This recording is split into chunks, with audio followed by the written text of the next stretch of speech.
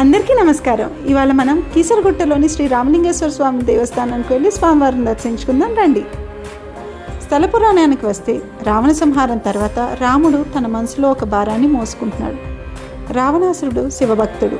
అతన్ని సంహరించిన తర్వాత రాముడు తన పాప విమోచన కోసం 101 శివలింగాల్ని ప్రతిష్ఠించాలని సంకల్పించారు.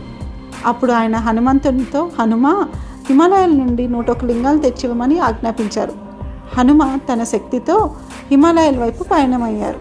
కానీ సమయం గడిచిపోతుండటంతో రాముడు ఆలస్యం చూడలేక ఒక లింగాన్ని ప్రతిష్ఠించారు. ఆ లింగమే రామలింగేశ్వర స్వామి. తర్వాత హనుమ లింగాలతో ఆ ప్రదేశానికి చేరారు.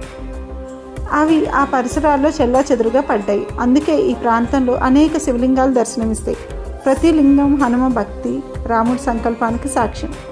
మీరు కూడా ఇక్కడికి వచ్చి స్వామివారి దర్శనం చేసుకొని స్వామివారి కృపను పొందాలని మనస్ఫూర్తిగా కోరుకుంటున్నాను. ఓం నమః శివాయ.